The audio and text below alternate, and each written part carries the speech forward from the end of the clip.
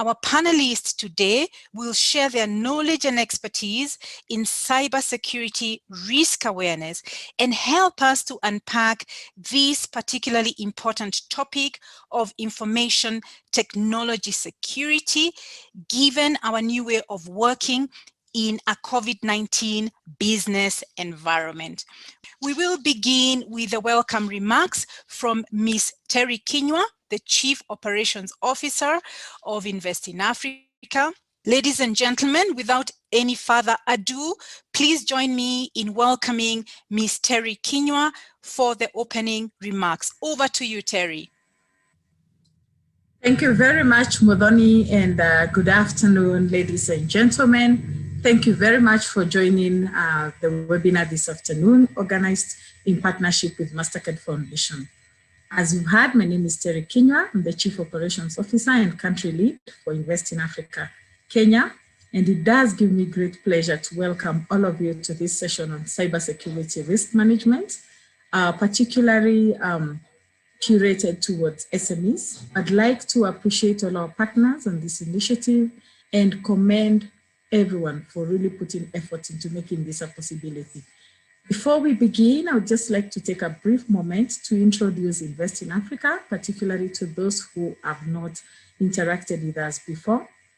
Invest in Africa is a private sector Pan-African non-profit initiative, and we are really seeking to drive socioeconomic growth and job creation by developing small and medium enterprises, SMEs. So we are inspired to do this by the firm belief that SMEs are the catalyst for economic growth, and particularly in our nation of Kenya and generally across Africa. We work with private companies, public bodies, development partners, all who share the mission of supporting local African businesses by creating access to markets, to skills, and to finance. Invest in Africa's operations in Kenya, Ghana, Senegal, Mauritania, Zambia, and Guinea, and we are headquartered in the UK. And what has really inspired today's session is because we do live in a digital world. Every day we are faced with glaring risks of cyber attacks, especially now that we have all pivoted to digital delivery or virtual delivery, and these risks threaten the efficiency of our day-to-day activities. SMEs are particularly vulnerable to these attacks because, of course, more limited capacity in terms of building secure and resilient systems, which can also tend to be really expensive to stay abreast of and to be able to bring best systems in place. So today's session is really seeking and to empower SMEs, to empower you to recognize the importance of embracing these cyber risks, adapting, dealing with them, as well as the need to build very resilient ICT systems and to trigger actions which can help you and help all of us to build back better in the face of all these cyber threats. Thank you very much and welcome. Back to you, Modoni. Thank you so much, Terry. Thank you so much. I now have the pleasure of inviting our first speaker of the day, Mr. Luca Tenzi. Over to you, Luca. Thank you, and thank you for the invitation to Invest in Africa. Thank you, Mutoni, for this moment. I like to congratulate, first of all, Invest in Africa to create this opportunity to discuss about the resilience and in particular about IT resilience and others. So I really appreciate this great opportunity, and I think it's always good to share different view from north to south and from other countries, and therefore please feel free to ask a question, feel free to make sure that in a certain sense you challenge what I'm saying in order that we create an open discussion. As has been said and it's been presented, I work in the corporate world in the top 100 and 500 company, and then I joined the international organization within the UN system. And of course, I seen the different aspect of, let's say, the spectrum of being resilient. But the first thing that I would like to bring to the table is I would like to start uh, I would say, um, large to go to funneling down and to get actually to discuss about IT resilience. So first and foremost, we are talking about small, medium enterprises, or in Kenya, they use as well the micro, small, and medium enterprises. I study a little bit what this means. Of course, in Switzerland, for example, where I am, small, medium enterprises are making more or less a little bit close to 85, 87% of the business. And actually, if we look, and the latest statistics are a little bit older, they are 2017, 2019. In Kenya, when we're looking at that, we are looking about 98% of the economy is are made. Let's say they are the really the core of the economy there, 98%. And then they prepare, in that years, they were bringing about 30% of the jobs to the market. And this is incredible. What is more incredible is that this create about 3% of the GDP in 2017, 2018. So we are not talking about something that is not important for a country. In Switzerland, the number are maybe different, but definitely in Kenya, we need to make sure we talk about this in a very specific in a specific term. So we are talking about small, medium enterprises. So we're talking about companies that have less than 100 people. Sometimes they are one-man show, one-woman show, and then sometimes we are talking about 50, 60 people. But this doesn't matter, especially in this new economy where you have the web economy, where you have this startup concept and so on and so forth. So definitely we are talking about those environments. Now, if we talk about resilience, what is resilience? We have been through a very unique period in 2020. Almost we tend to forget that there was a year, because we have been living through this incredible moment of pandemic, but we have become resilient. We have learned now companies, structure, businesses have to adapt to overcome this unique moment.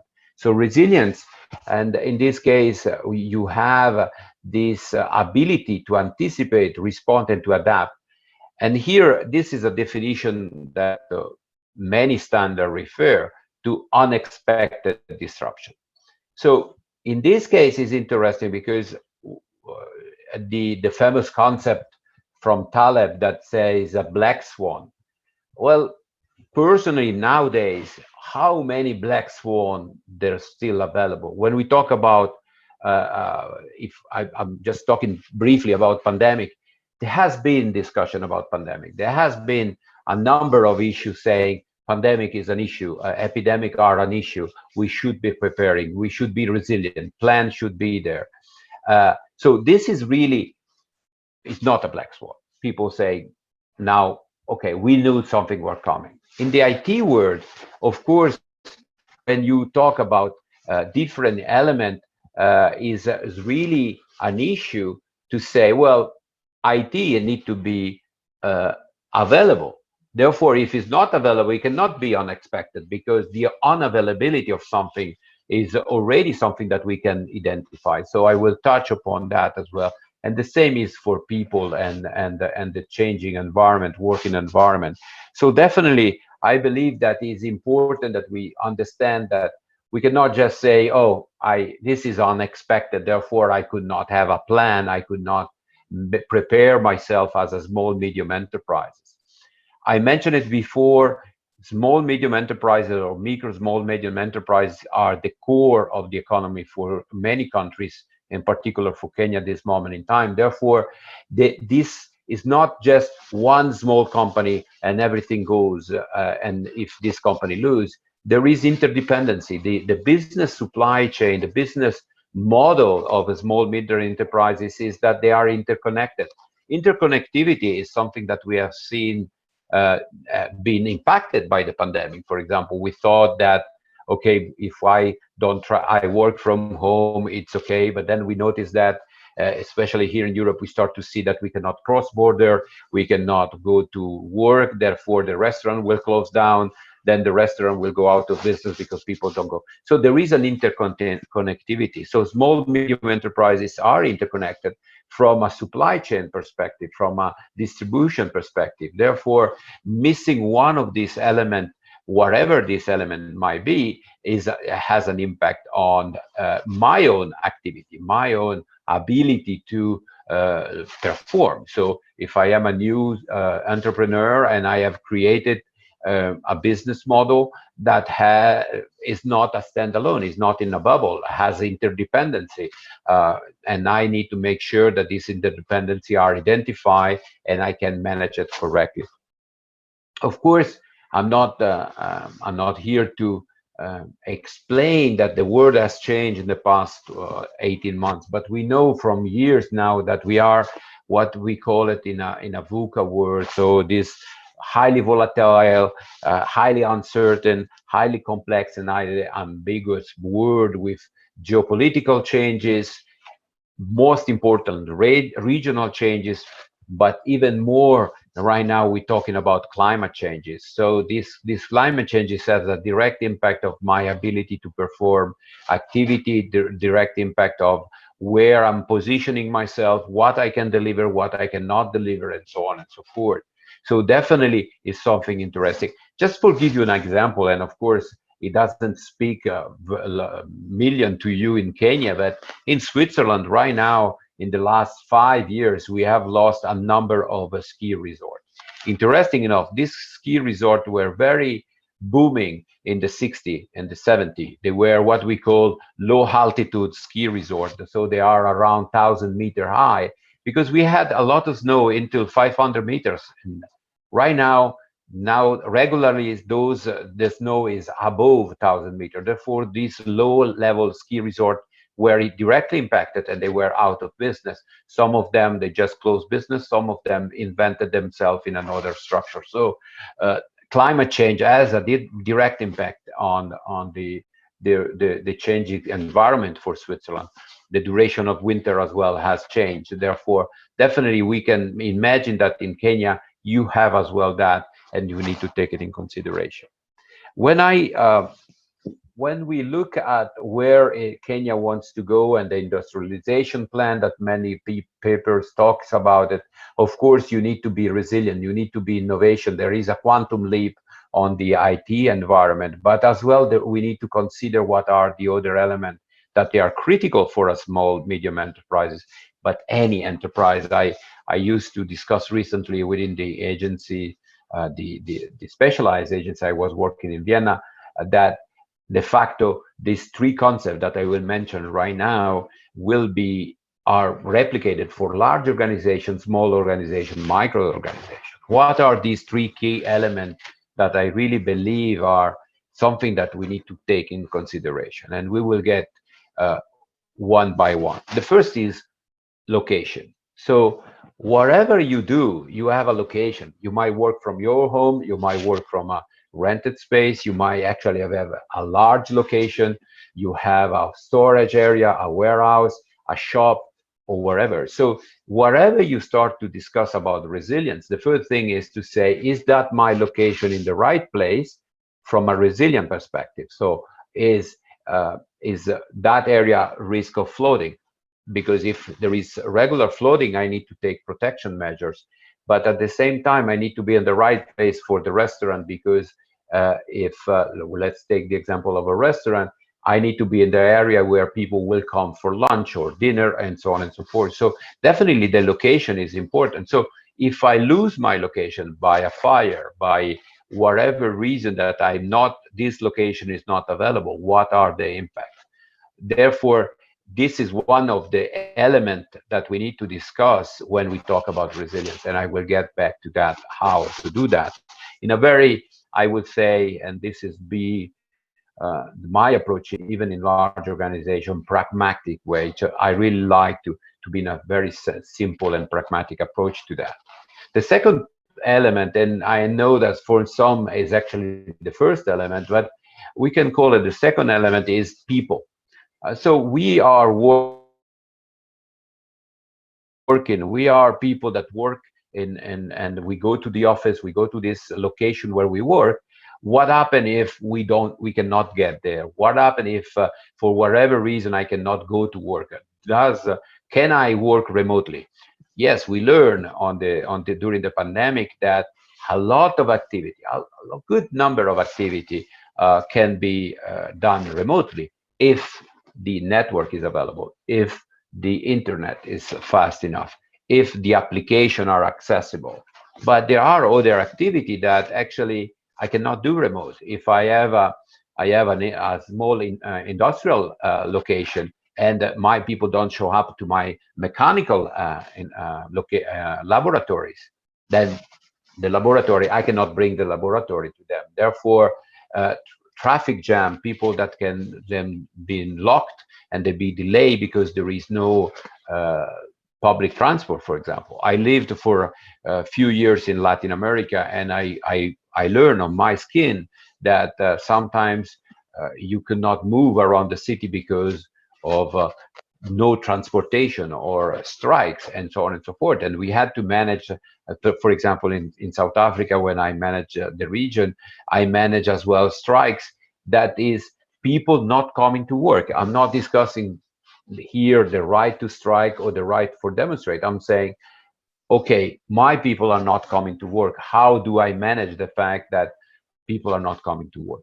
When we're talking about people, we're talking about as well key asset. There is always somebody that knows everything in a small medium enterprise. The one that has been there since day one, and he has managed the structure, he has managed the IT. In the IT world, frequently we have people that have been there for ages. They have done their network, they have done the installation, they have done it their own way, and nobody knows how to manage it. And if when they are not around and the IT that goes down, it's an issue. We cannot I would say, solve it because their knowledge is with them. I mentioned in IT, and this is the third element. And I wanted to be large on the IT. I really want to be, it's not just the IT of internet and office activity. Here we are talking about industrial IT. We're talking about the ability to operate technology. So it can be the IT, the internet, it can be the mobile phone, it can be the really the information and communication technology. And we know that more and more activity are done by electronic devices. The Internet of Things has exploded the ability to do things. In Switzerland, you can actually live without actually any cash if you want, but if your mobile phone is not working, your cash machine, which is your mobile phone, the application are out, you cannot actually pay. Therefore, there is, yes, we have moved away from a physical solution, so the money, the paper money, but at the same time, we are moving to a risky area where, for example, I cannot use the application. The experience I had is to go to the airport with a e-ticket, and then all of a sudden my battery is dead and my e-ticket is not there anymore. So I could not board. I had to charge the telephone first to good enough to have the e-ticket. So this is a very kind of like funny situation, but it happened more than what we expect, and that for the reason that some people prefer to print their paper and to bring it like that. So definitely it's important to have this first element, the physical location, the key element, which are the people, and then the IT as a part of it. Uh, I want to go back as we talk about the resilience, these three elements. And please ask question if you have any. I see some on the security, availability, and access. Of course, this is really something that in the IT department is very keen, but at the same time is keen for the physical location, but it's true as well for the people to be accessible, to have to be available, and so on and so forth. So this can be replicated from a cyber world, from an environment or virtual world in a sense, to a more physical world as well. So definitely something that we want to analyze. And how we do analyze is really to do the risk assessment. I know when you are in a small, medium enterprises, you are a startup, you are a three-man show, and or even a one-man show, and you are looking to do business. You moving forward. You say, I need to get at the end of the month to get those clients to move. And we tend to forget that there has risk assessment. There are risks on what we do. Of course, there is the risk not to succeed. That is, of course, part of the game in a sense. There is the risk to not succeed because we fail to deliver. But all of that we need to take in consideration are as well the risk that we might be too much focused on what we want to deliver, on our business, on the business model. But during the business model, we don't do what we call the risk assessment. What type of risk are I am exposed with? Is this office located in the right place? Yes, from a location of environment to the business, yes. But for example, if I want to grow and I want to maintain a relation with certain actors, is this in a right place? I am in a floating area. I'm not in a floating area. I am in an area that if I have colleagues and employees that need to come with public transport, if public transport is not available, are they able to come, and so on and so forth. So really, the risk assessment is to say, what are the risks that I foresee? And I repeat, in my view, my personal approach is this in these three areas. So the location and the people. What about not having the people that they are able to, in a certain sense, to perform? They don't have access to, they don't have access to the right tools. They don't have access to the way I would like them to perform, and so on and so forth. So really, this is the risk assessment. During the risk assessment, of course, we talk about many type of risk. There are financial risk, physical risk, hazard. For example, if you work in certain part of the work of the production, you have a biohazard, you have a fire hazard, and so on and so forth. So you really need, and the small enterprises compared to large enterprises is that in large enterprises you might have a dedicated person. In very big corporation, as I used to work, you have a team of people that can do data risk assessment, that they can perform risk assessment. When you are 5 people, well, you have to, beside having the hat of entrepreneur, you need to put the hat of HR person, the financial person, and then you need to put the hat of the risk person, so the chief risk officer, as they call it now in the large corporations. So you need to perform risk assessment. You need to understand what are the risks. And in compared to large corporation, compared to the UN system, for example, in a specialized agency, small enterprises, small medium enterprises are more at risk to disappear of a non-perceived risk or a non-mitigated risk, because you are time to market. Your one location is just one location, and if you don't maintain that location up and running, you are out of business. It's not the same for a corporation. Corporation have different location. They can say, okay, my office in Lausanne is not working, but I have an office in Zurich, I can operate. Even in Kenya, in Africa, in other countries of the world, you have local international organizations that have multiple locations. Therefore, the fact that one of their offices is not available is definitely an issue, but they have a solution. So for small, medium enterprises, this is not the case. If you don't have a location where you perform your business, that is an issue. More so if you have a destruction by fire, for example, because of course we all work in offices, we leave our documents. Sometimes when we go home, we don't bring our laptop at home because we want to dedicate time with family, and all of a sudden there is a fire and everything we have get lost, and we need to start from scratch. That is really the reason why we need to really study the risk assessment, really study this. What are the risks and what are the mitigation I need to take in place? Because, as I mentioned, compared to large organization, your organization, which is smaller, will be out of business compared to the other one.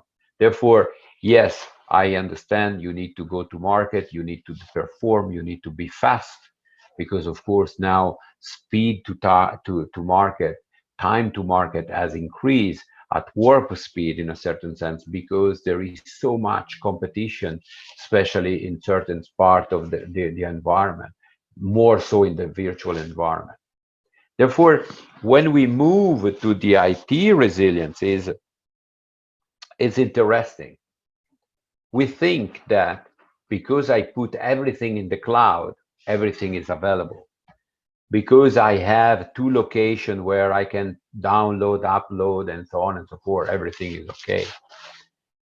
And I'm sure you have seen recently the OVH case in Strasbourg, where this data center, magnificent, large, very innovative way of doing data center, was burned to the ground. Interesting enough, that was a cloud computing data center. So 1.5 million client, and I can share with you a little bit of a very unique story. I will get back to that, but 1.5 million clients were stored in that cloud computing center, and it was burned down. And we at the moment we don't know why the security measure we didn't take place. What is important to understand is that uh, we as a client, we thought that we had plans. I want to share with you, I teach as a hobby, I teach skiing here in the region during the winter. And the ski club, the ski school where I teach, had a web page. The web page was very cheap, was very good, very effective. We managed all the client that we had, managed communication, and we it was in the cloud. Fun enough, we didn't know that where was in the cloud, because the provider said is in the cloud, everything is fine. We found out that it was in this case at the OVH storage area in Strasbourg, and we lost everything. We lost about 5 years of work, 5 years of contact, 5 years of client, and so on and so forth. We're gonna start again. It's just a web page. We can work again, but we need to start from scratch, because we thought that having everything on the cloud was backed up. So we never thought to say, I need to have a local web page with all the data. We thought that being out there was good enough. It's a small example that sometimes we need to understand what I have and how impactful it is. And if I talk about cloud computing, it's important to understand that cloud computing it's perfect to maintain information, but we need to know where those information are, how easy available are. And of course, if I want 99%, 99.99% availability, there is a cost. And of course, this need to be managed, need to be understood. Sometimes for we can find different solutions for it. So this is one case of risk assessment that we need to perform. In the IT world, of course, you have as well, you need to understand the cybersecurity side of it, the attack that comes random, or the attacks that they are actually aimed to your platform, that they are aimed to the security and availability of your platform. The data that you store are your client data. That need to be protected according to law. You don't want to lose when you have a denial of service or a page denial. You need to make sure that your client understand that all your measures were there and they were bypassed. Because of course, if you are using an unsecure solution and you get attacked, client will say, well, you didn't take seriously the fact that this type of event will take place. But again, we need to understand how to manage investment in the IT world.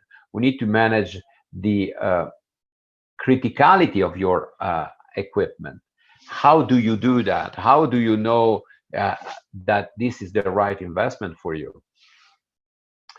Well, you need to understand how impactful will be if you don't have that tool. So we call this a business impact analysis. I recall, and probably some of you have attended before, there were other webinars, somebody mentioned it, the business impact analysis. And it's really that, is to impacting what is the impact of that process if that process is not performed. Sometimes you can measure it on, on money, so financially. If the client don't come to my restaurant and I lose 25% of my client, I can immediately imagine what that means financially. We hear more and more in Europe, but around the world, of a restaurant that will close because, of course, they could not sustain the shutdown during the COVID-19 situation. So definitely we can measure the direct impact. We can measure as well that a process is supporting another process. Therefore, if I don't cannot perform the first process, the second process cannot be completed. I mentioned at the beginning of my speech here that the SME are interconnected.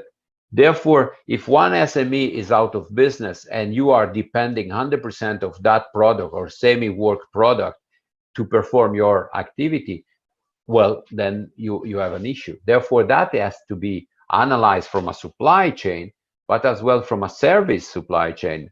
If you are using certain services, for example, for your invoices making, and your company is based on a web page or on a web solution that send automatically invoices, and this is not available, well, you know that you have an issue because you cannot send out your payment to your client and get the money to continue operate. So this is really the type of analysis that the business impact analysis has to do, is to identify all the processes and identify those that are called the key processes. So really the most critical processes that will maintain the SME, your company, your organization up as floating for a certain period of time. We know for a fact that most restaurants could be closed for a certain period of time, but they have to return to operation within a certain moment. We know now from this experience 2020 that some of the restaurants did not survive, not because they closed, but because the closure was too long. Some of them were able, most of them, they were able to reinvent themselves on pickup or the food delivery. But other, the cost of maintaining the location, we come back over the location I was mentioning before, was too high. And therefore, even if they have food delivery or food pickup, didn't cover the cost of the location in itself. Some restaurants, they could not survive with just some food delivery, which is definitely not so easy for a upper level restaurant sometimes, because actually the whole experience, the client experience, is to go to the restaurant. But now, if we go back to the IT, is once you have identified your processes, you need to identify what are the key supporting elements, especially in the IT, but not only. We go back to people to say who are the key people, what are the key infrastructure that are supporting these processes, to make sure that we can deliver what we want to deliver. It's a cross process. We need to analyze really the value chain, the process value chain of your activities. Each one of them, there is not just one value chain, there is more value chain depending on the type of product, there is others, but you need to identify all of that to make sure that you have identified what are the key elements, people, asset, and technology that allowed you to deliver that value chain. And when we come to IT, remember, it's not just the internet, it's not just the laptop, it's as well the mobile phone, the fixed phone, everything that is related to allow the experience to take place. When I was working in Vienna, we identified, for example, in one shop that is within the specialized agency, the UN system, you have what they call the duty-free area.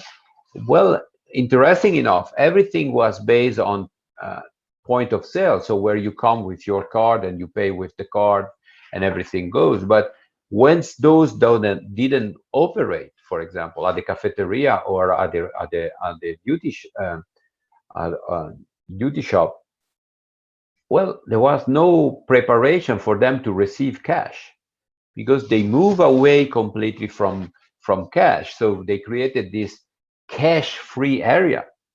Therefore, you paid everything with card. But the day this point of sales, this reader didn't work, all the system failed because people didn't have cash to pay because we didn't need it. The reception, the cashier didn't have a cashier that allowed them to receive money. Therefore, they had to close for few hours until the system came back and their operation. You can imagine that you can calculate how much you lose if that happened. So really, you need to say, how long can I not operate? And how quickly I want to return to operation. So cybersecurity is as well that, is to say, I need to invest in cybersecurity.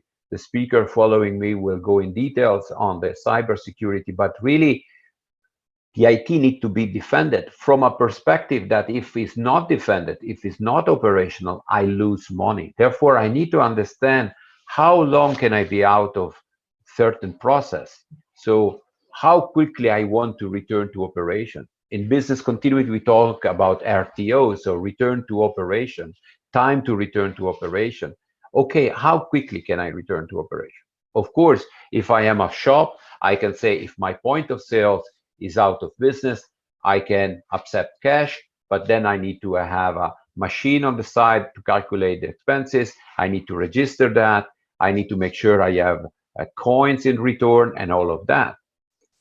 If I don't have that, then I need to close the shop. I need to close the restaurant, for example. If I am going full speed with this remote, like a cash-free area, then I need to have a secondary location because I have a stronger dependency to that. Therefore, I need to have a backup solution. I need to make sure that if my primary point of sale is not working, I go to a secondary point of sale. That then it means that I have two machines, for example. But then that is very strong investment. But I can measure of that. When we talk about IT, we talk about data as well. I mentioned it before here in Switzerland, in the ski school that I was teaching, we lost data. We lost everything actually, because we saved everything in the cloud. We didn't save it locally, but imagine I could save locally a certain amount of data.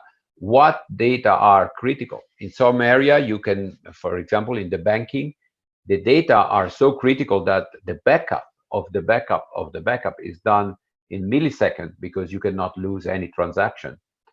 But for if I take when I speak about this, I give all the time the example of somebody that is writing his own thesis for the university, and for whatever reason he forget to save. He's working for 2 hours, 3 hours.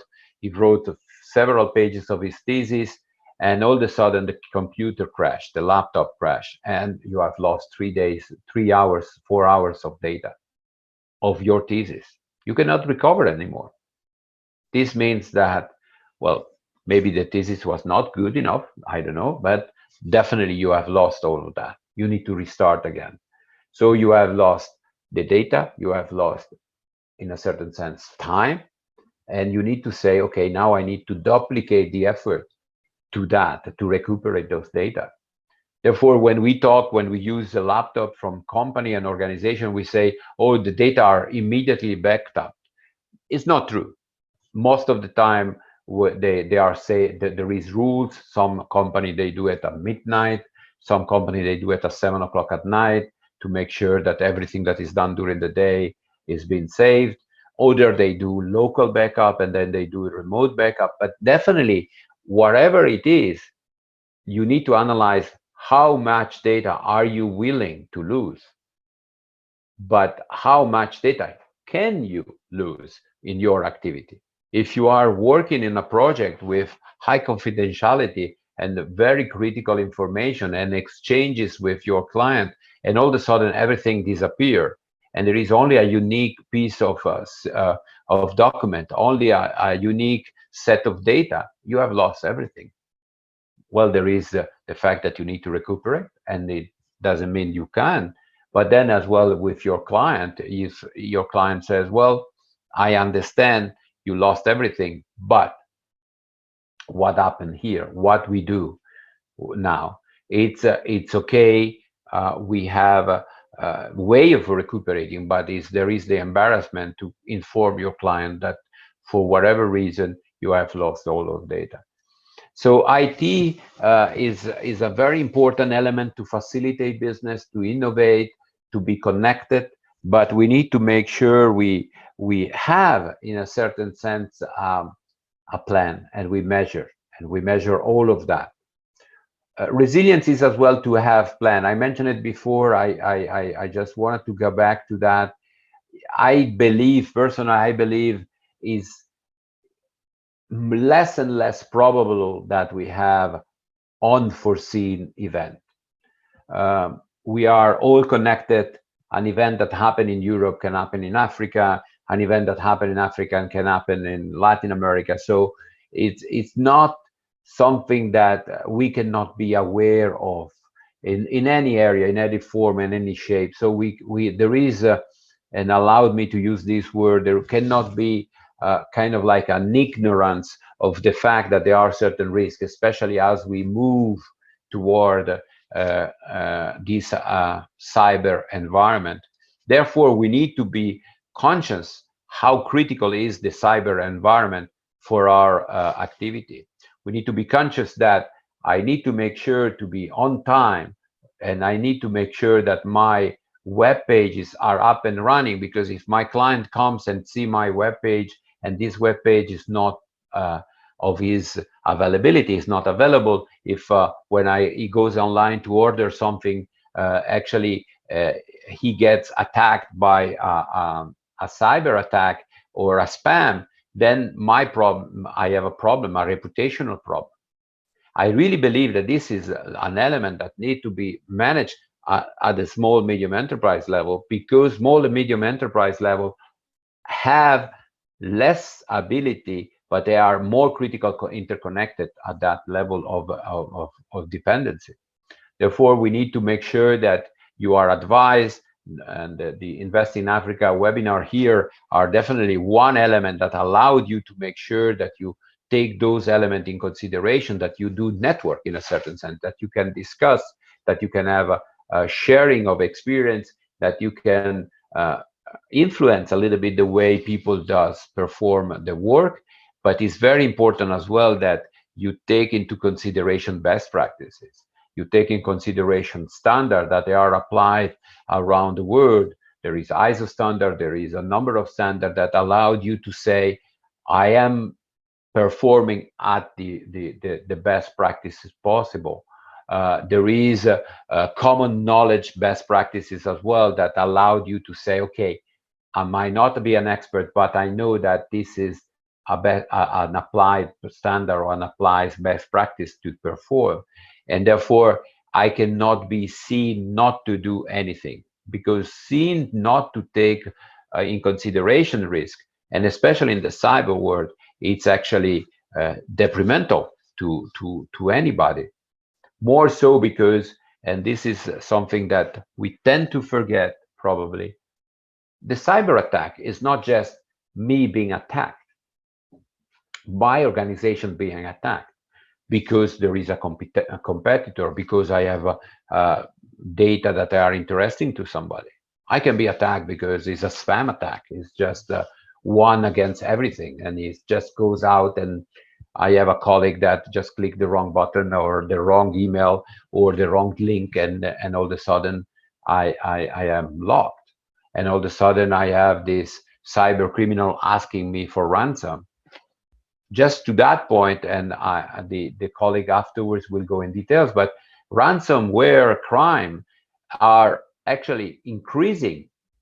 The value of the ransom as decreasing, because the multiplication of attacks allow them to attack hundreds, if not thousands of people at the same time. So why asking $1 million when I can ask 1,000 times $1,000? It's most likely that somebody that asks for little money will receive that money, because we tend to say, okay, it's just, we're not saying anymore 1 Bitcoin because it's a lot of money nowadays, but it's not that much money. Let's say it's $10,000. So I can pay $10,000 and I get back my laptop, I get back my network, I get back my operation. But criminal are multiplied. Therefore, I am one of the many and not just one case. And of course, the impact is that I am out of business. Large organization and large multinational have been attacked. Hospital have been attacked. We know that now the electric grid has been attacked. We know this week there was early this week there was an attack against the channels, the water channels in France. The water channel are controlled by a cyber structure, and they have been attacked to that. Therefore, this is very unique. It's not just unique to small, medium enterprises. Government and others are attacked as well. So definitely, we need to take that into account. We need to be resilient. But the other element, which sometimes we tend to forget, is that if I'm not protected, if my network is not protected, my network, my web pages can be used to attack others. Many of you, I do, and I'm sure many of you do the same. We receive emails that they pretend to be Amazon. We receive emails that they pretend to be the shop we have used recently because we went online to look for that shop, and so on and so forth. So we receive fake profile, fake winning lotteries, and fake request of friendship over LinkedIn and other locations. And this is part of a scheme that allowed people to access our laptop, access our network, and then use that as what they call it, a zombie, to attack others. So even on that sense, we could be in jeopardy because our IT infrastructure is being used to attack. And therefore, if there is an investigation, we have seen to be accomplice, in a certain sense, involuntary accomplice, of course, of the cyber event. But most important is that our name, our reputation, our activity are in jeopardy, because as I mentioned it before, it's easy to lose when you are a small, medium enterprises. The fast speed of need to go to market compared to larger organization, which of course they have the same need to go to market. They have the same need to be fast, and to quote a film, Fast and Furious in a certain sense, but they have a structure. Small enterprises don't have a structure. There might be three friends that have built this, and all of a sudden they found themselves very successful in managing a very good number of clients, but they have not considered their risk. We need to look good, go outside. So I mentioned it, pragmatism. Pragmatism means that I mentioned it, you have to look at standard, what are the best practices, to look at making sure that somebody can advise you, what is your network, how is your organization, what is the structure that you have. Most important, I believe it's important that you look to somebody that can come and says, you are in good shape. We don't have all the knowledge internally. Therefore, we need to make sure that you have is available. That solution is available. Is that a good solution? Is that not a good solution? Don't think that you need to do everything by yourself. You can ask, you can join a specialized organization that can come and making sure. And interesting enough, in small, medium enterprises, you have all the spectrum of activity, and you have cyber expert as well that can come and tell you, okay, your security structure is not there. You need to protect differently. But again, you need to understand your business.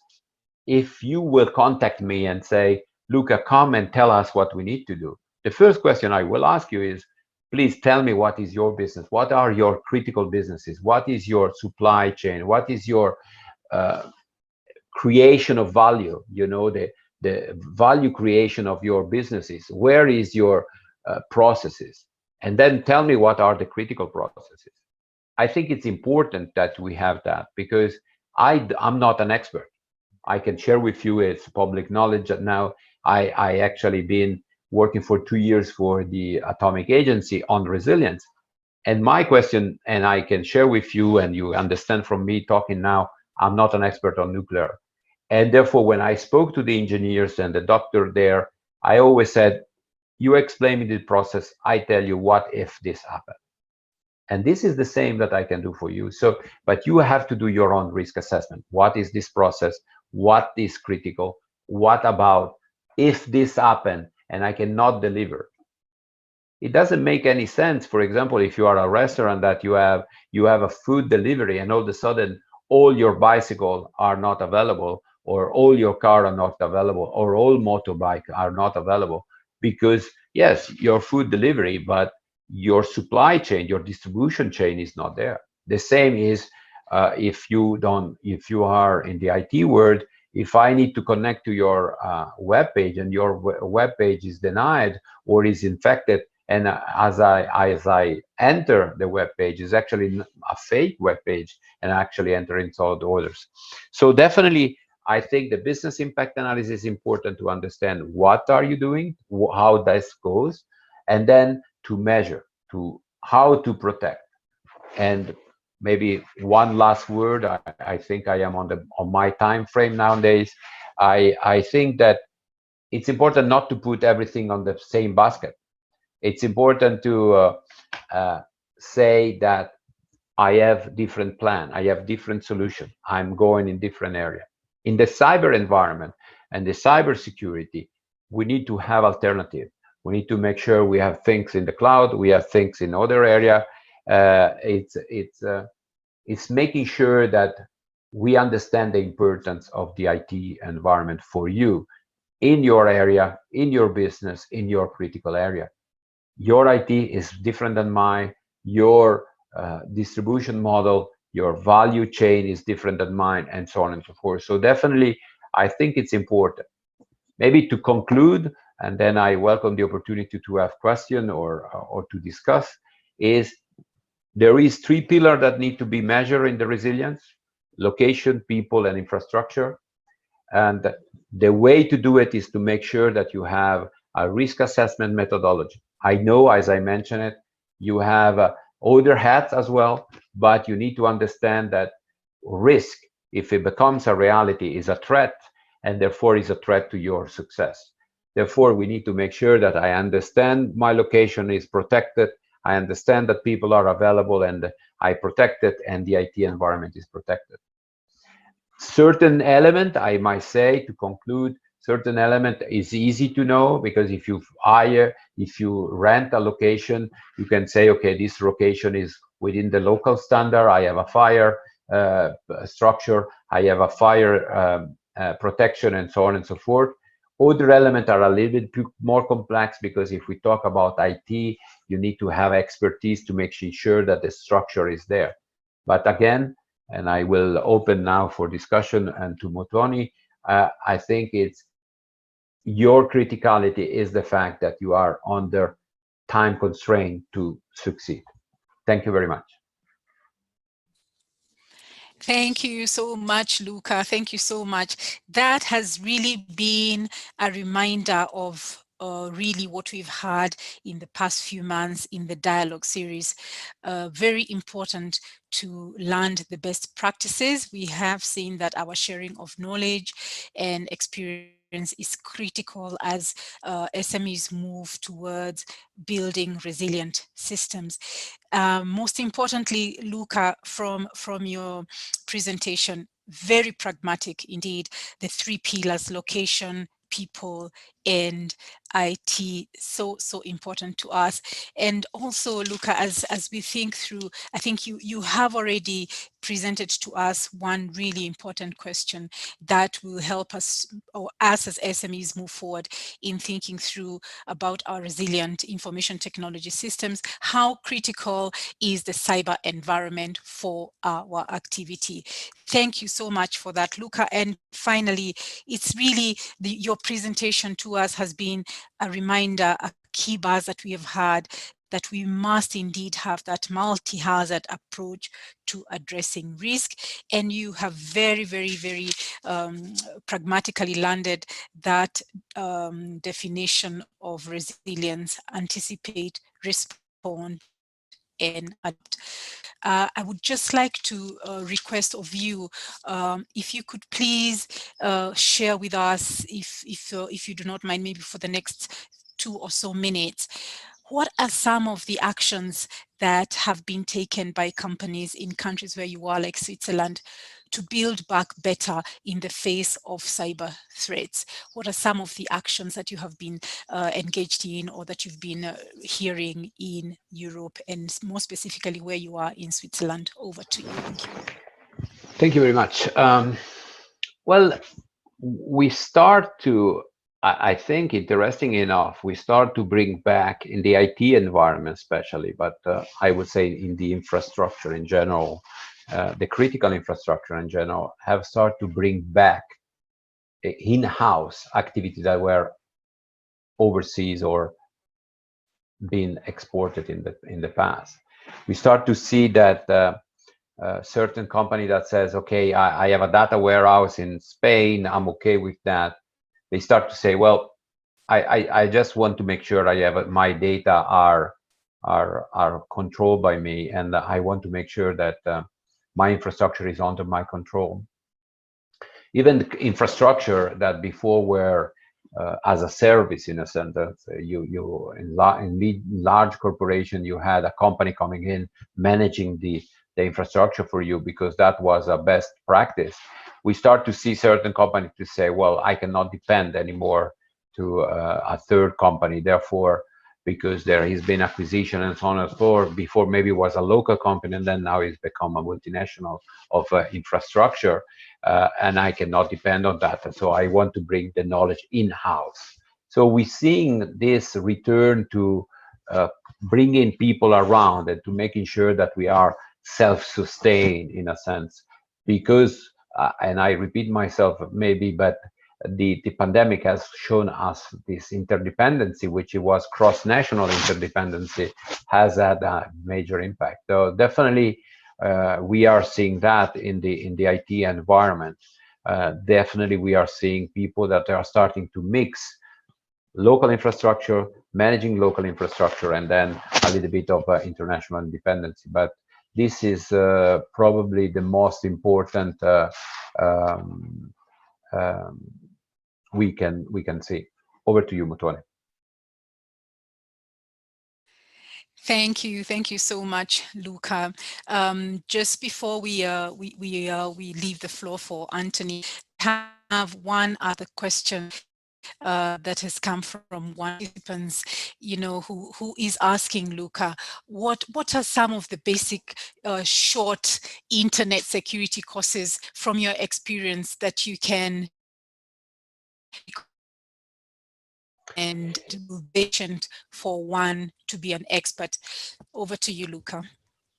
Thank you. I think Anthony will dig in a little bit more, but I think right now there are 3-4 major certifications. Some are more technical, some are more early starter, if I allowed me to say that. I think, for example, ISO courses on security, on information security, on IT security. There is a different ISO standard, 27,000 and others, are a good base to start to understand a little bit from a governance perspective, more than a really deep dive on technical element of the IT environment. As we get a little bit, if we have an engineering background, if we have a technical background, I'm sure you can join the CISP, the Information Security and Association. There are a number of good associations. I would say, and I allowed Anthony to maybe deep dive there, but starting from a governance perspective, to understand a little bit what is the structure that I expect to manage correctly my IT environment, my IT structure, is a good base to start with specific people then deep diving on the CISP or CISM, which are Chief Information Security Management certification and other. Some are very technical, and they require really a full-time job on the IT environment, maybe are too technical for a small enterprise, which you, as I said, you need to have multiple hats. But I will start my recommendation, I will start from a governance perspective with ISO standard procedure. There is as well some on Disaster Recovery Institute or the Business Continuity Institute, but those are a little bit more on the larger environment as well, on understanding resilience. So definitely that is something that is easy to be done, not so difficult to participate even on remote in this current stage age. But I think that's a good approach. Over to you. Thank you so much, Luca. Really, we really appreciate. Distinguished participants, we have been so honored to hear a solid global perspective from Luca Tenzi, and it gives me great pleasure now to invite Mr. Ani Mayuro, who is going to enrich that global perspective with a regional and local perspective. Over to you, Anthony. All right. So thank you very much. So good afternoon, everyone. Pleasure to be here. So ladies and gentlemen, my name is Anthony Muyoro. So I work for EY as the Associate Director for Cybersecurity, Privacy and Trusted Technology. I see my profile is up there, so I'm not gonna really read it out, but I'm delighted just to be here and share a few perspectives on what I believe is a very important subject, touching on cybersecurity. So what we do at EY is we provide advisory services to our clients based on this area on cyber risk. And for us, this is something that we do a lot of research, and we are always trying to learn new things. And one of the things that I've realized that is quite interesting is that, cybersecurity is actually a topic for everyone, right? From big business to, small and medium-sized businesses, and even at a personal level, because this is, as we talk about it as an ongoing concern, because everything that we do, everything that the world today is quite, to a large extent, digital, from, like banking, and even service provision that we get. There's a lot of online interaction that we now do. Is it like banking seems to be a place that we go to rather it's something that we have. Banking is something that you have. If you want to order some things from even from a retail point of view, you do it online. How you get information is actually you use this technology. Your business today, if it's not talking digital, then it's actually missed something, because for us to be relevant in this dispensation, then we need to be cognizant of the mode that we can actually reach critical mass, and that you can basically become even more competitive. So it's very important for all business across the spectrum to really have a very firm footing and a firm understanding of what their responsibility is from a cyber security or cyber risk management point of view. So pretty much what I basically want to touch on is just a continuation of what Luca excellently took you through in terms of cyber security and also cyber resilience. So from my point of view, I just want to share a few insights. I'm happy to take your questions afterwards. And Maloney, please let me know if there's any question that I need to respond to, or just let me know how we're doing in terms of time, because this is a very, very interesting topic. So what I was saying is that you need to always understand that as an organization, especially if you engage your customers digitally, and you probably have a portal or you have online presence, then you need to safeguard your business from cyber attacks and some of these risks that are there. Because one of the key things that we need to also understand is that trust is the currency of these digital times. If people won't trust you, and they won't trust you with their data, then you're losing competitive advantage, because we've seen organizations who've been deemed, quote unquote, to be, cyber ignorant, and customers ideally would be very, very cautious not to transact in them, especially if you're in financial services or in an area where it's kind of linked to, financial transactions. If a customer is making a payment through your business, and possibly you're going to store their card details, and then they hear on social media that your organization was hacked. Intuitively, this is going to create a scare, because we as human beings, and there's a joke that I had once, that there's a vein, there's a small vein between the heart and the wallet, right? Anything that's going to touch or is going to threat, especially from a financial, anything that's going to threat the financial stature of any one person, that's going to be flagged as a high risk. So the question that I want to pose to you is the organization cyber attack ready?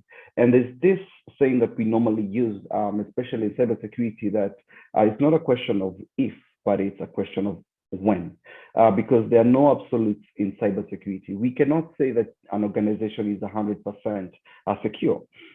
Even as consultants, that's something that we always qualify, that it's only to a degree of the controls that have been applied that you can actually assure, an entity that they've actually been secured, because by nature, this is a never evolving field. We've seen a lot of innovation and we do a lot of research. As EY, we actually conduct surveys, but also we do a lot of research in this area. And I'm going to mention some of the things that we've come to learn, just to drive this point home, so that you can understand why this is important to you.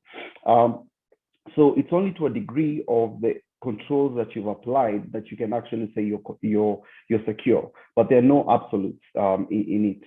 So question is your cyber attack ready? And we need to understand what we mean by this, because for us to say that there's cybersecurity, we need to look at two things. Of course, there's a cyber, it's a compound word, and then there's a security, the securing of your online premise and your online, footprint and everything that actually you use to transact, even with clients, and clients actually use to transact with you, and also for your own safety as an organization. So your business is actually here at the very center of everything. So you have your emails, you do a lot of correspondences with them. You have your social media presence, be it LinkedIn, be it Facebook, Twitter, that you dispense information to your clients.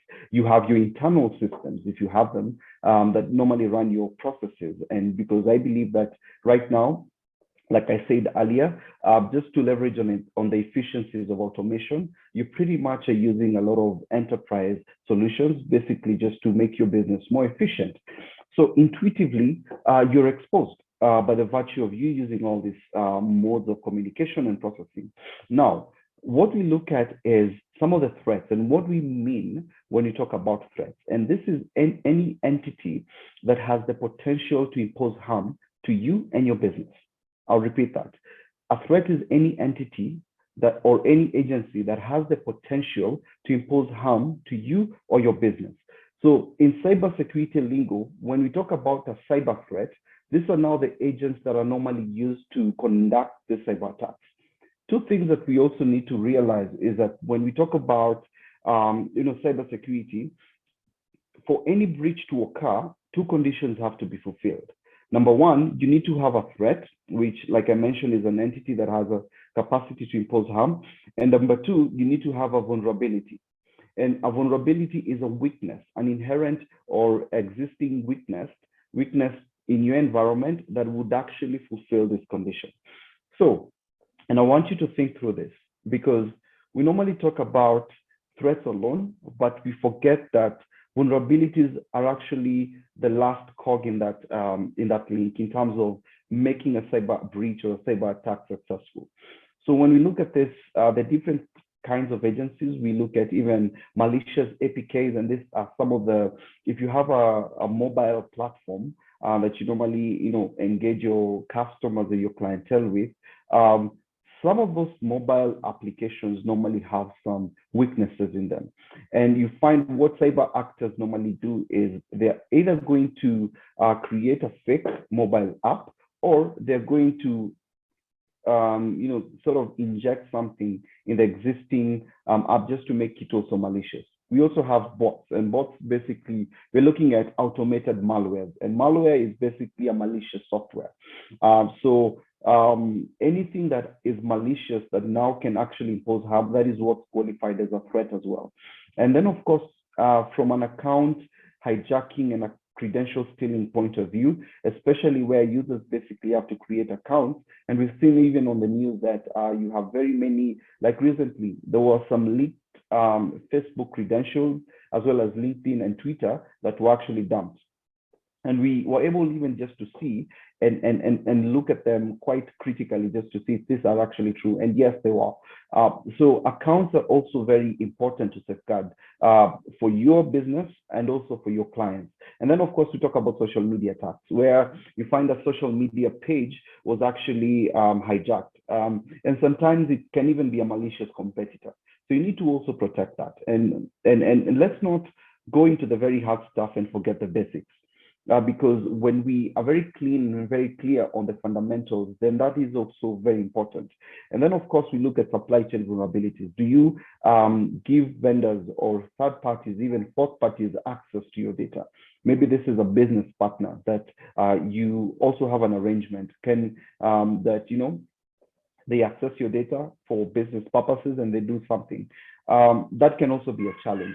Remember the story about Facebook and Cambridge Analytica. If you recall, Facebook was never hacked. Facebook was never hacked. It was just a breach and a failure in the governance process in terms of how the third parties handle their data and the purposes of which they use that data for. So we know the story that Cambridge Analytica was actually weaponizing the data for politically motivated reasons. And hence, Facebook was now fined, and there was a very huge scandal around that. And then, of course, we talk about data breaches, and this is where even clients' accounts and even credit cards basically are stolen. So these are the array of threats that your business ideally would face at any given point in time. So we can't be ignorant that they're there. But the question that we need to ask ourselves is, how vulnerable would you be? Do you have any existing vulnerabilities? Do you have an understanding of what these threats would do to your business? And even more important, do you have the requisite security controls around your business to make sure that you're fortified? Because when we look at the impact of cyber threats, it's very interesting because the first one is damaging your brand, damaging the brand value and the brand perception of your business. Remember, like I said earlier, trust is your currency, especially in this digital dispensation.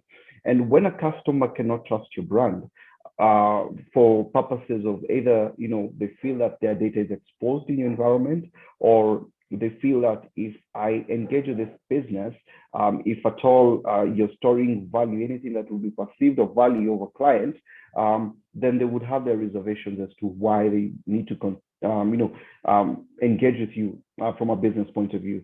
So again, the biggest challenge today is normally around brand and perception, because once you're hacked, there's normally that dented image that your organization ideally would have. And then operational slowdown. If at all there's a breach to your company, then especially we've seen, and if you're familiar with ransomware, and I'm going to mention what that is, and these are just malicious softwares that pretty much encrypt your data. And I know you've heard of instances of where clients or other people or even businesses, big businesses as well, their data was actually encrypted. And this cyber actors, these entities would actually request for payment in Bitcoin. So this is 8 a.m. in the morning. You guys are busy, probably, doing a lot of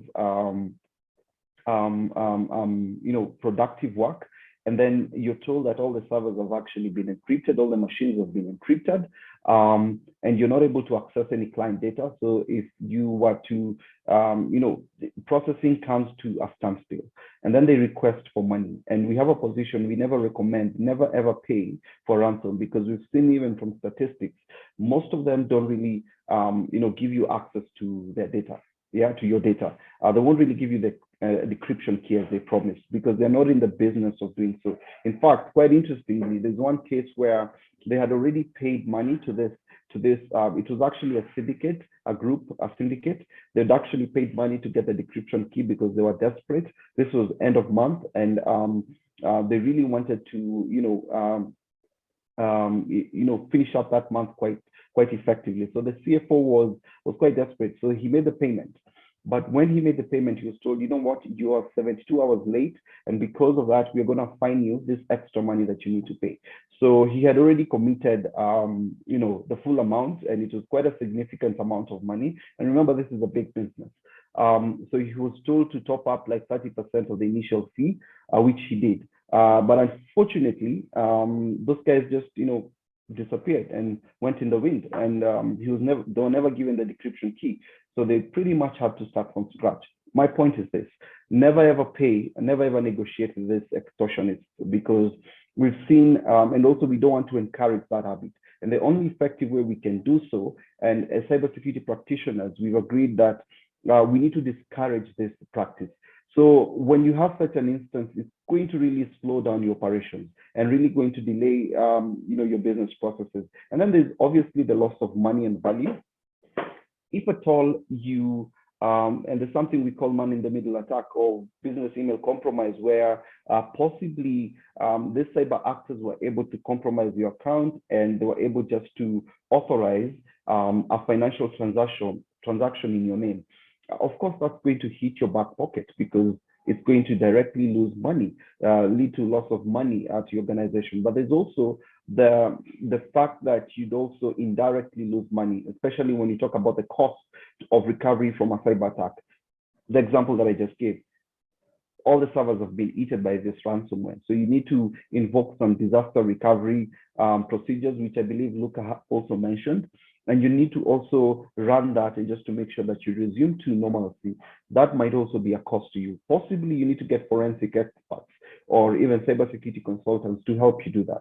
So it can be a very expensive affair. So fixing this infrastructure is normally expensive. So the other one is long-term impact. And this is where, like I mentioned earlier, the degraded brand positioning, where people now term you to be an insecure business, that you don't invest in the requisite controls just to protect their data. So some of this data breach impacts can actually have a very long-term effect. And we've seen organizations whom till today they haven't recovered from the same. I'll give you a very good example. I remember Yahoo at some point was hacked just before the transaction that they had. And of course, this till today, it's always a case study that even us ourselves, we actually use. We've had organizations like Capital One. We have organizations even like Facebook, because people now know that privacy is now a big thing today. So they're pretty much hesitant to also share some of the data with them, because now the revelation came that it's very possible to be hacked. So now people can actually be very cautious. So we see the same, especially for businesses. And in the SME space, this is also something that you also need to be very wary of, because you obviously want to grow your business and you obviously want to manage this risk. So again, the long-term impact is not something you can afford in your growth journey. So it's in your best interest to make sure that from a brand sustainability point of view, you're always in the positive light. And then, of course, intellectual property, and this especially in life sciences or heavy intellectual business, intellectual information of intellectual capacity businesses. Ideally, if they lose this IP, then this can also, lose their competitive position. So again, many corporations also live and die on the strength of the intellectual property they create. And then, of course, loss of customers. And this is an outcome of all these other ones. If people don't trust you, if you're losing value, if your operations are very slow, your customers are not able to get efficient services from you.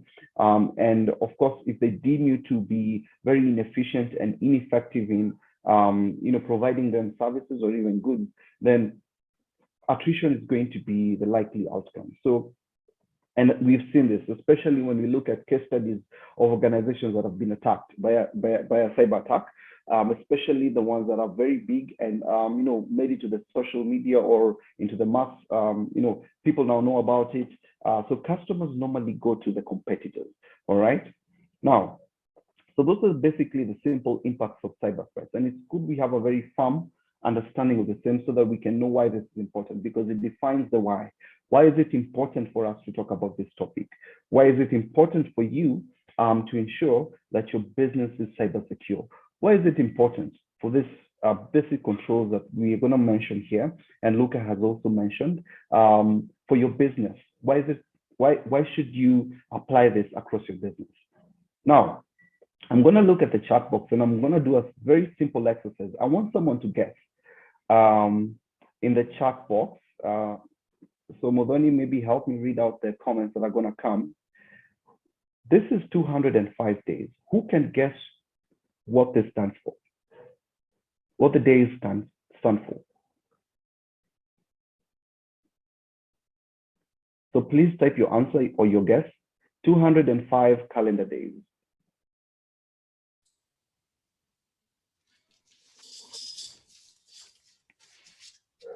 Any taker?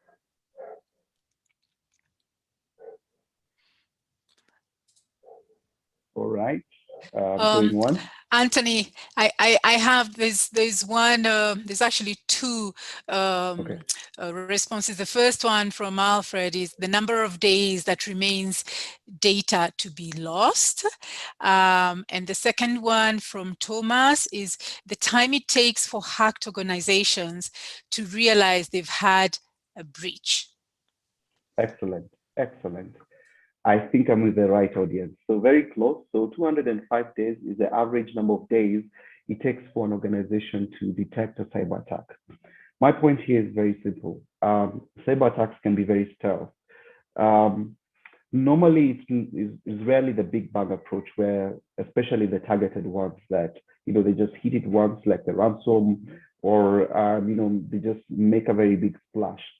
But most of the times it's normally very stealth, and they can be very, very quiet in your environment, especially people who really want to siphon money, and people who really want to cause a lot of impact. And I'm going to mention why that is so, because the time it takes to detect an attack can be long, it can be very long, and the more days this is undetected, the more expensive it's going to be for you, mainly because of number one, if you're stealing money or money is being siphoned, then it's going to be a longer time, and you're going to lose a lot of money. Number two, even the time for you to also just course correct and even repair the damage that has been done can even be more expensive, because we've seen instances where, especially the very clever and smart ones, they normally move from asset to asset, and they really also want to understand very well the environment. Unfortunately, and most of the time, it's normally insider perpetrated. And this is what I mean.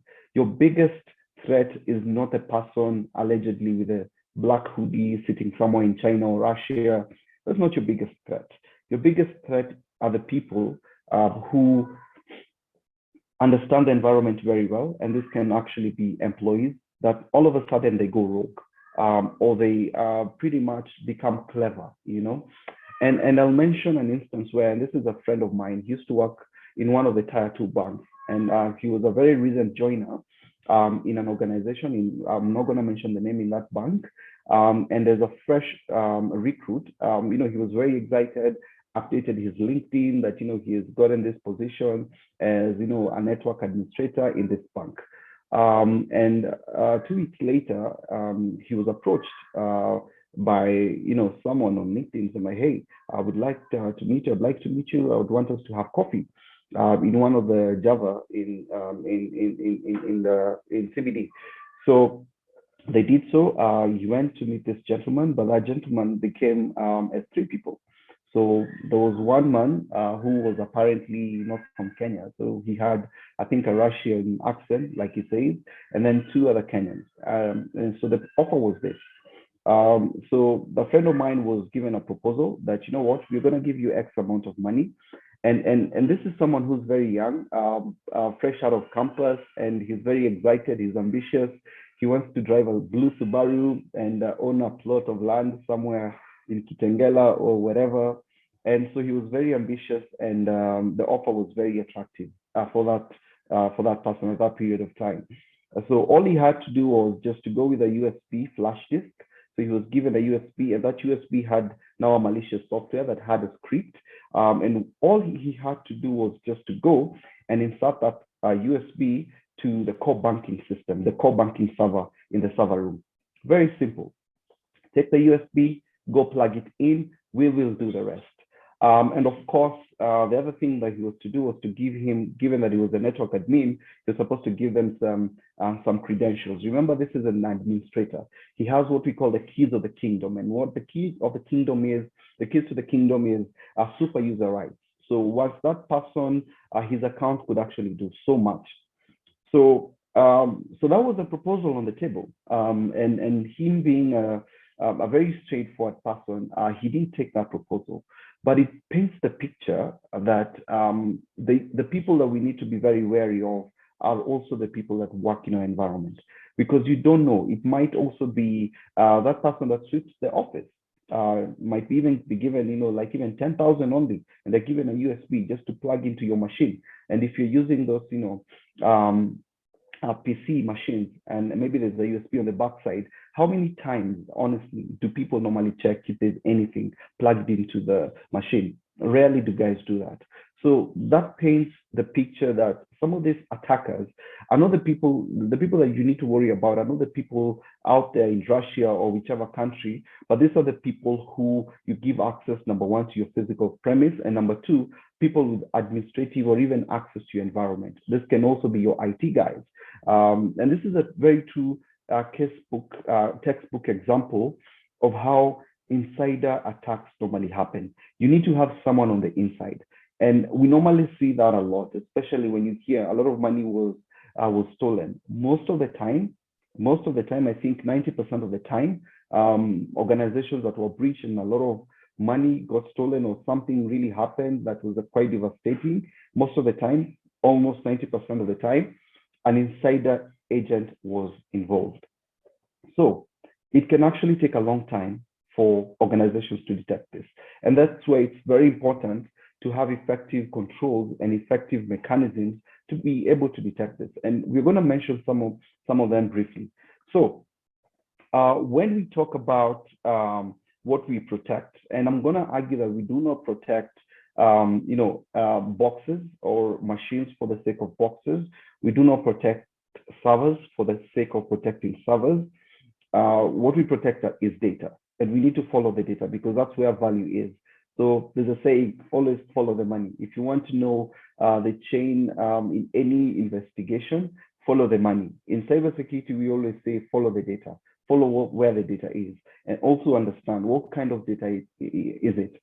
Because from statistics, most of the time, cyber attacks are normally economically driven. So the economics motivate that. For instance, they basically want to steal your data so that they can sell it, or they basically want to steal your data so that they can pretty much, where we talk about espionage, give it to your competitor. Or they want to steal your data so that they can get a ransom from you. So it's all about the data. So we need to understand, and where we need to shine our light is where that data fits. So in your environment, you need to ask yourself, in my business, what kind of data do I deal with? What kind of data am I transacting with? Because that's really going to give you an indication of where you need to protect the most.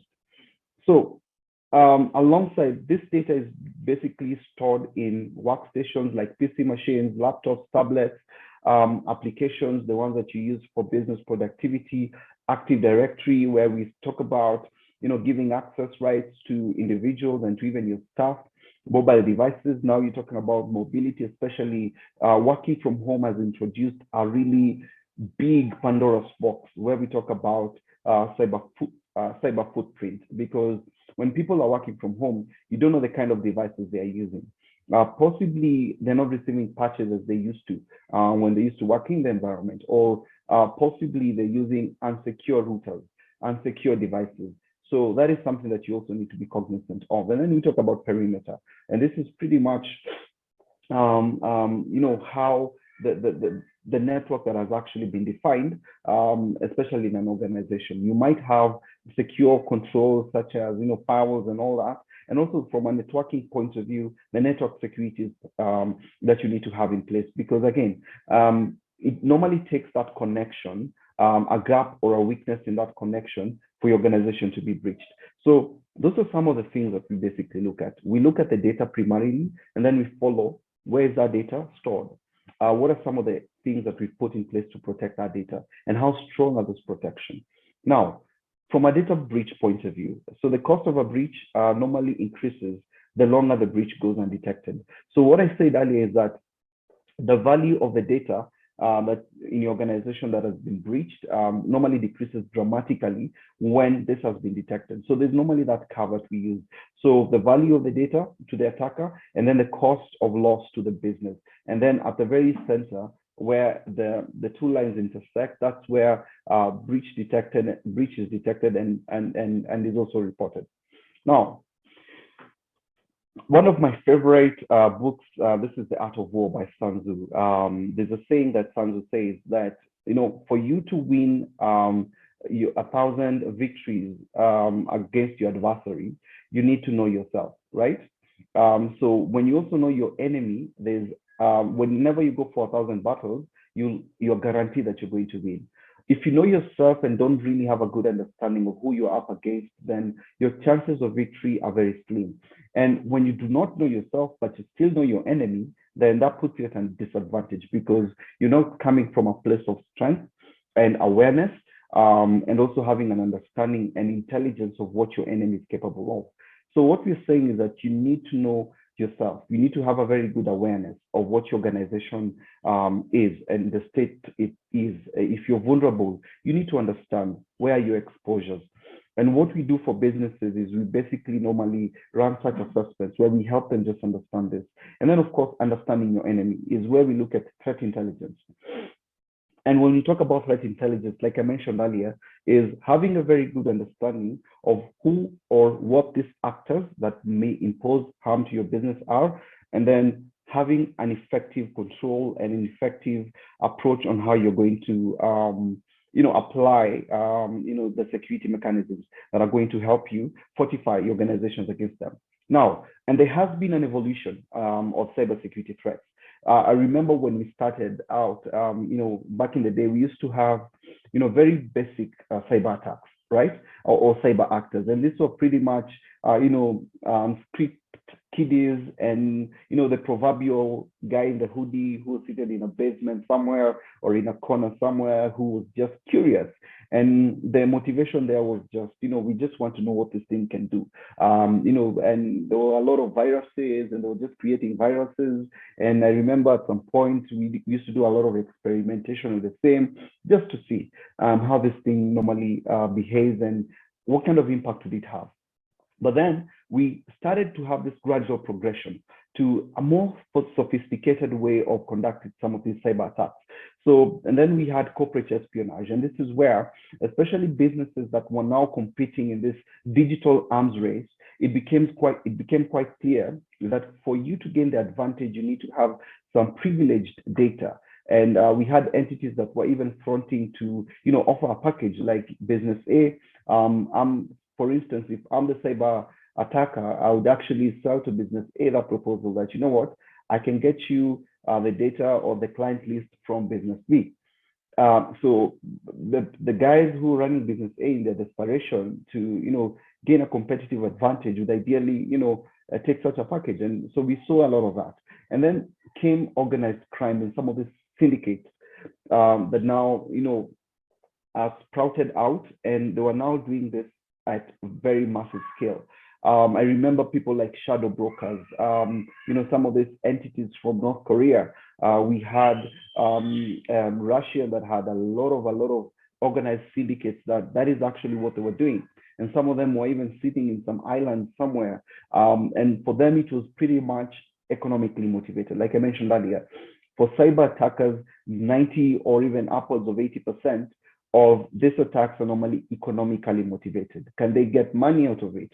Can they sell data to someone? But it has to have an economic angle for them. So these syndicates, that's how they've operated till today. And every day we normally see, we normally see new ones even coming up.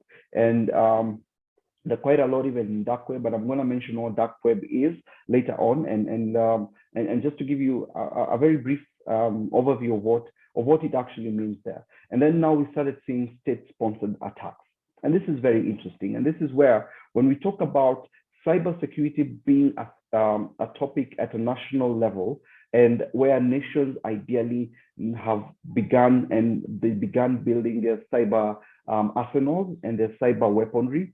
And we've seen a lot of that over the years. And today it's become very sophisticated. There are a lot of documentaries that are watching this topic. There's one particular one on BBC, and it was doing like a documentary of some of those organized nation state actors. And it wasn't your guy in the hoodie anymore. These were people who were on government payroll. And in fact, one of them even had a picture of his family on his desk. And that person was actually a hacker who's paid by the government just to, to conduct some of those government sanctioned, cyber warfare activities. So that has actually been the progression, because today when we talk about some of the cyber weapons of these superpowers, you have, and if you listen quite well, even Israel, the prime minister, he's very vocal about it, that they've actually built an army around cybersecurity. So for them, these are military grade trained personnel, but their weapons of warfare are not guns, they're not bazookas, but they're actually keyboards and very fast machines. And they run very powerful computing power just to conduct that. So it's a very interesting phenomenon, and we've seen that. I remember quite some years back, we had this Stuxnet, and this was actually one of the most prolific cyber weapon that has been created to date. And it's still a topic of research to even researchers, cybersecurity researchers, including myself, on how this actually happened. Because what happened was Iran was running a unsanctioned nuclear program for many years, around 7 years. So apparently it's alleged that two very powerful nations wanted to know and wanted to really stop that nuclear program. So what they basically did is they developed a virus. They developed a virus that was called Stuxnet. And what they did is that it was actually packaged, it was weaponized and packaged in a USB flash disk.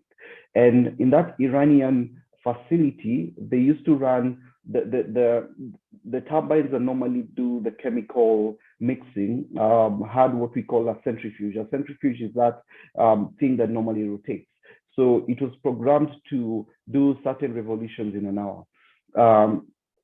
So basically that packaged virus, what it was designed to do was to accelerate the propelling power so that it would be very fast to a point where it can actually blow up. Yeah. So maybe if it was in a minute, it had possibly 100 revolutions. So it was programmed to be like times 1,000 of that. So again, it was mechanically impossible for those turbines to basically keep up with that. So the thing that normally happened is that what really happened in that attack, and I'm just using this as a case study just to bring the point home, is they basically gave it to one of the cleaners in that facility. So what that cleaner was supposed to do, in fact, it's alleged that that cleaner was actually an agent, possibly an intelligence agent. But what that cleaner did basically was just plug it into one of the machines in that control room that cleaner was actually cleaning. So, and that happened, and the machines blew up, and that nuclear program was taken back like 7 years. So they lost a lot of money from that point of view. Remember, this was done in precision. So they did not send a rocket launcher there. What they basically said was that that agent to basically do that. So, and then now those are now the state-sponsored attacks. And then today we talk about next level threats. And next level threats, these are now very interesting. Basically what we are looking at today is artificially intelligent fueled attacks. And there's one that I was actually researching in my lab. And what it did, when this virus would actually get, let me call it a malware, when this malware is installed in your machine, it would actually take time to understand your behavior. Like it should detect, like, Tony logs in at 8 a.m. in the morning. The first thing he would do is possibly open his Twitter and then open his Gmail and then possibly open his Outlook, and he would bring up, other sites, or this and this is what you do. So it would detect and learn my pattern of life. And pattern of life is what we detect as your normal way of, digital living. And this is how much bandwidth you use at any given point in time. And this is how much activity you normally engage in. So once it does that, it's able now to exfiltrate data from your machine outside to a remote server. But it will do it so stealthily so that it doesn't spike your normal pattern of life. And we've seen that, quite, becoming very progressive, that is how now they're doing it, so that it's not detected by anyone, and it runs very, it runs very smoothly. Now, I would actually like to take a question that I've seen on the chat, and this question is quite interesting.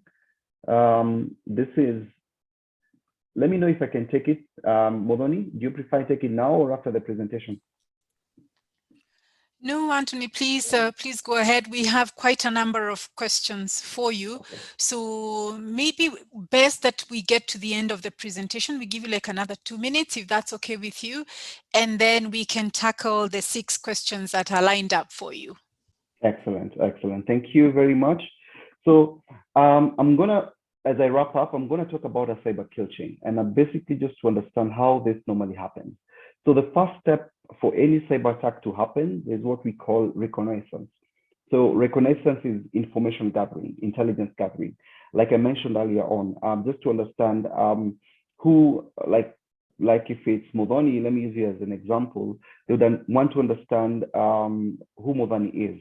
So can I get more information about her? I'll give you a good example. Like I would go to LinkedIn, type Modoni Jogu. And what is very interesting, the biggest tool that cyber attackers normally use is Google. That's the biggest resource. In fact, because we normally do the simulations, when you hire us to do a cyber review, we simulate a cyber attack where we basically want to see how a real attack would actually look at. So we have to take it through the full cycle of the same. So go on Google. It can be social media, Facebook, Twitter, Instagram, or even LinkedIn. So to get information that's going to help me convince you that you need to do what I want you to do. So in the instance like Modoni, maybe I've seen on your LinkedIn that, you are presenting or moderating this session. And this was the topic and all that. So that will give me information on how to package my email. And then weaponization is being able to attach or just to prepare that cyber tool. It can even be a malware and package it in an email. And that's a very common way of us doing it. So it can be an Excel document, a PDF document, and even a PowerPoint presentation, and then delivery. And this is maybe using email, and like the other one that I mentioned, like USP. And then exploitation is where if I've sent it to Modoni, and maybe as an example, I say, I really enjoyed the session you moderated yesterday. Here are some of the questions that I had following the session. Not to give anyone ideas, but that's how I package it, because I know that the likelihood of her clicking on that email and opening the document is very high. Why? Because I've established a connection by making reference to something that she's familiar about. And how did I do that? She gave me that information. So that's all about reconnaissance. So once I deliver it, then she opens the document. Then I'm able now to have my toolkit run, especially Excel. Excel is notorious for that. Have this tool run in your machine, and then I'm able to install it. That's the other fifth step rather. And then, of course, command and control is where I'm connecting it to a remote server so that I can now gain advantage and pretty much extract information from your machine. It's very simple. And guys, that's how we normally do it, especially when we talk about social engineering attacks. And it can actually take, different modes, but the process and the steps are normally quite straightforward. Now, I'm going to wrap up with this. And I want someone to guess what this is. Just a quick one.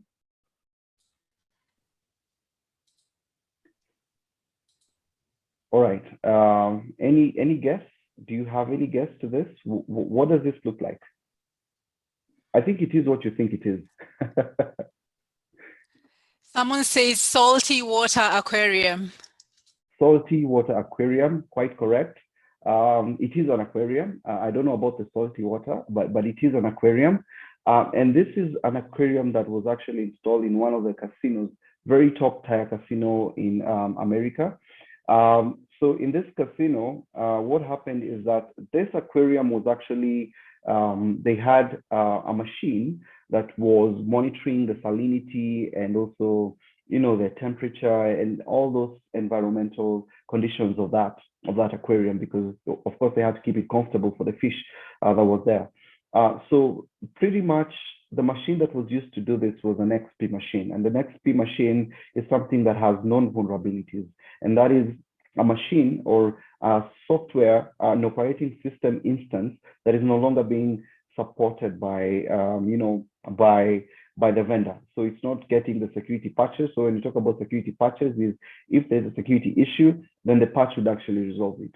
So what happened is that in this particular instance, that XP machine, some attackers were able to gain access to it because it had already existing vulnerabilities. So when they did so, they were able now to pivot, and pivoting is jumping from one asset to the other. They got access to the internal network. They pivoted to one of the smart devices, which was a smart TV that was in the boardroom, and it was very stealth, and it was detected 9 months after the breach. So you can imagine all this time, all the board meetings were being recorded by the cyber actors, and they were just getting that data. So by the time that thing was detected, they had lost around 2 terabytes of data from that single smart TV alone. My point is this: we need to start with the basics, because in cybersecurity, in as much as we want to tell you that invest in this and this tools, what I can tell you is that let's be very clear and very clean on the fundamentals. Hygiene issues normally lead to the biggest threats, to the biggest attacks, and to the biggest exposures. And this is where we need to also do as a business, just to also have an understanding. You can't protect yourself from what you do not understand. So you need to understand your own environment. So ladies and gentlemen, I'm going to pause there. I'm happy to take your questions. This is a very broad topic. We can spend 2 days talking about it, but I'm going to summarize and pretty much take your questions at this point. Thank you.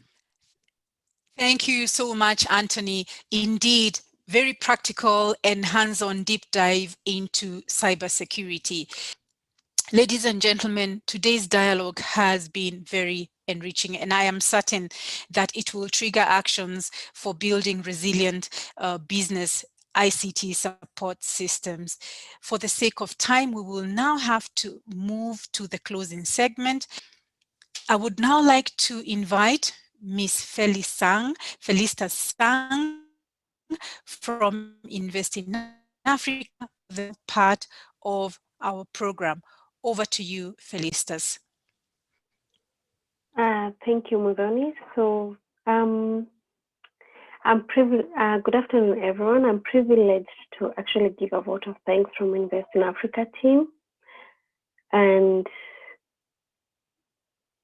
especially that considering this afternoon session has been very insightful on what cybersecurity is and what SMEs can build resilience on. So on behalf of Invest in Africa, our event partners, and the Disaster Risk Dialogue Committee, I would begin by extending our big thank you to our speakers of the day. Your contributions and insightful solutions on what cybersecurity risk management has been enlightening and revolutionary as well. Our deepest gratitude goes to our panelist of the day, Mr. Luca Tenzi. Thank you so much. Mr. Anthony Muyori, from an Associate Director of Cybersecurity, Privacy and Trusted Technology, Ernst & Young. Thank you. We're also grateful for your invaluable insights on cybersecurity risk management, offering solutions and insights into de-risking cybersecurity risks. We are also indebted to our moderator, Modoni Njogu. This afternoon session has been exceptionally, and we are very grateful for your commitment and consistency in organizing and delivering all the 3 dialogue series from October last year. Your experience and passion is invaluable and appreciated. To our event partners, Invest in Africa and MasterCard Foundation, thank you immensely for your collaboration and partnership. As we jointly drive cybersecurity disaster risk resilience to SMEs, we appreciate your shared experience, commitment towards building a culture of risk management, and supporting SMEs to build disaster risk resilience during this efforts of recovery and building back better. Our gratitude goes to MasterCard Foundation for funding this program, and Ernst & Young, Muige Youth. We thank you. To our participants, we are grateful and honored for joining the dialogue series today on cybersecurity risk management. We are the ones walking the talk. SME resilience against disaster risk, and now cybersecurity risk, as most businesses are transitioning from physical to virtual transactions. Today's theme might have sounded more of a big corporate organization challenges and risks, but our speakers have clearly stipulated that SMEs' day-to-day work have moved from physical to virtual accessibility. At this point, I hope that I've not inadvertently left out anyone, but please, may you all feel very appreciated, and know that it takes every one of us to have this important dialogue series, finding solutions within our businesses and the everyday work of our work. Each of your contribution is invaluable, and we thank you sincerely.